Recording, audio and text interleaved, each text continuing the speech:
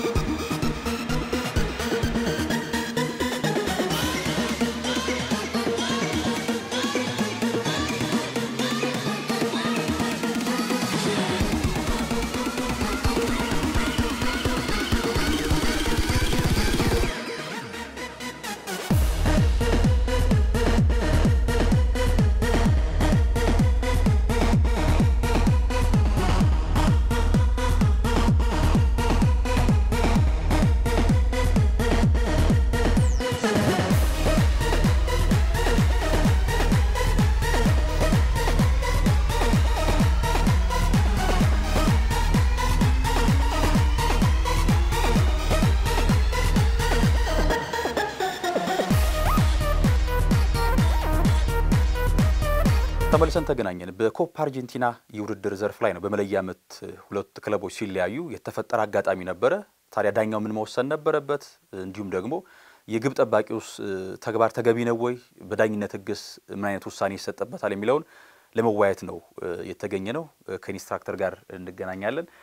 ኢንስትራክተር ይህ አጋጣሚ ብዙ ጊዜ በእግር ኳስ ከስንት አንዴ የሚያጋጥሙ ገጠመኞች አሉ። ብዙ ያልተለመዱ ህግም እንደ ዳኝነት ህግም ወጥቶላቸው ይሆናል ወይስ አልወጣላቸውም የሚለው ነገርም ትንሽ ያከራክራልና ይሄ በኮፓ አርጀንቲና የጥሎ ማለፍ ጨዋታ ወቅት ላይ በመለያ ምት በሚለያዩበት አጋጣሚ የተፈጠረች አጋጣሚ ነች።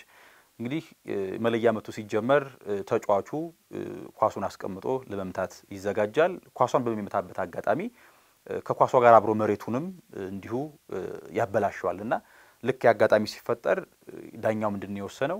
ሜዳው እንዲስተካከል አደረገ። ከተስተካከለ በኋላ ቀጣይ ተረኛ ደግሞ መለያ ምቱ መጪ እንዲመታ ሲያደርግ ወደ አልተገባ ስፍራ ነው ኳሷን የመታት።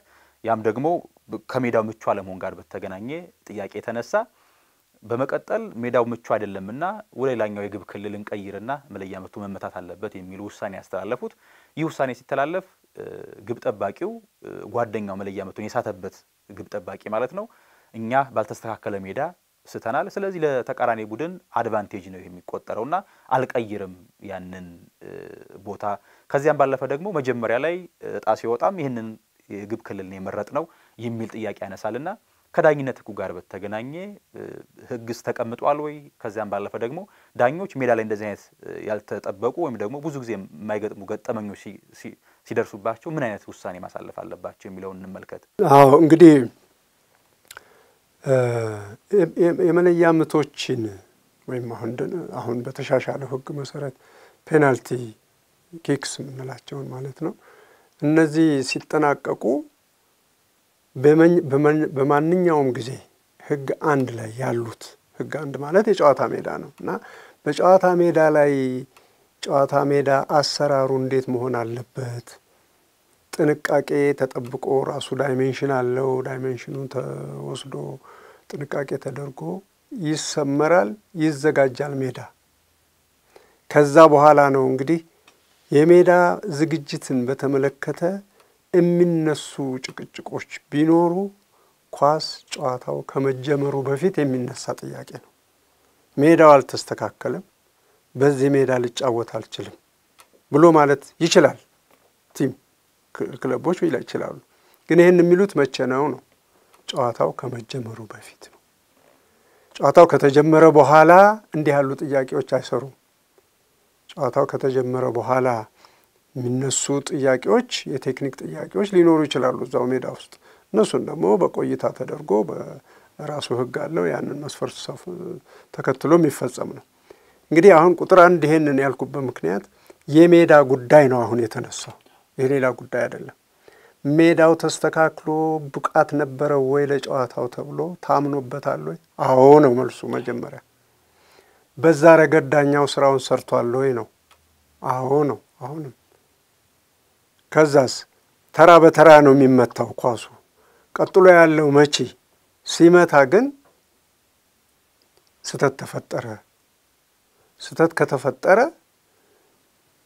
በስተቱ ምክንያት ወይም በመቼው ከሜዳው ጋር በነበረው ግንኙነት ምክንያት የተነሳው ሳር መልሶ ሌላ ምት ለማስመታት አልቻለም በሚል ዳኛው አስተካክሎ ምናምን አድርጎ የሚሰራ ቢሆን ይሰራዋል።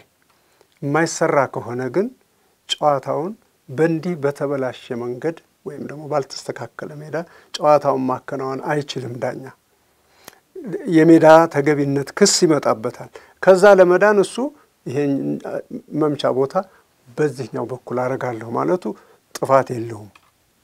ችግሩ ግን መቼ ነው ይሄ ጥያቄ የተነሳው? በጨዋታ ውስጥ በመሆኑ ነው እንጂ ዳኛው ስህተት አለ፣ ሜዳው አልተሟላም፣ ለጨዋታ ለውሳኔ ማለት ጨዋታው በህጋዊ መንገድ ተከናውኗል የሚያሰኝ አይነት እንቅስቃሴ በሜዳው ላይ ሊካሄድ አይችልምና ይሄንን በህጋዊ መንገድ አስተካክሉት በተስተካከለው ሜዳ ላይ ማለት ይችላል። ምክንያቱም ህጉ ስለሚፈቅድልን ነው። አንደኛ ህግ በተስተካከለ ሜዳ ላይ ነው። እንኳን አይደለም እንዲህ አይነት ፔናልቲ መምቻ አካባቢ ላይ የሚገኝ ነገር ይቅርና በማንኛውም የሜዳው መስመር ላይ ዚግዛግ ተደርጎ እንኳን መስመሩ ሊሰመር አይችልም። ስህተት ነው። ቀጥ ያለ መስመር ነው የሚለው እንኳን ሌላው ቀርቶና ስለዚህ የዳኛው ጥፋት እዚህ ላይ ለኔ አሁን አልታየኝም። ምክንያቱም እሱ የደረሰበት ላይ ሲደርስ ሜዳው ፍጹም አይደለም ሊያጫውተን አይችልም ነው ያለውና እድሉን ነው ማየት ያለበት ተጫዋቹ እንጂ ሌላ ጉዳይ አለ ለሱ ሲባል አይደለም። ይሄ ጨዋታውን አንደኛው ልጅ መጥቶታል። ከዛ በኋላ ሚስተካከለው ተስተካክሏል። መታለው ሲል አልተቻለም። አሁን ሜዳው ተበላሽቷል። መበላሸቱን ያየው ከመምታቱ ልጁ ኳሱን ከመምታቱ ጋር በተያያዘ ሁኔታ ነው እና ከዚህ በኋላ ያለው ተጫዋች ግን ልምታ ቢል ጨርሶ አያስመታው ሜዳውን መቀየር ይችላል ብሎ ማረጉ ተገቢ ነው የሚል ነው። መልካም የተከበራችሁ ተመልካቾቻችን በነገራችን ላይ ይሄንን ጨዋታም መጨረሻው ውጤት ይሄንን ጥያቄ ቅሬታ ያቀረበው ግብ ጠባቂ የመጨረሻው መለያ የምታስቆጥሮ ቡድኑ ወደ ቀጣዩ ዙር እንዲያልፍ ማድረግ ችሏል። በተወዳጁ ጣቢያ በስራት ኤፍኤም 101.1 የሶሻል ሚዲያ ገጻችን ላይ ነው የምትገኙት።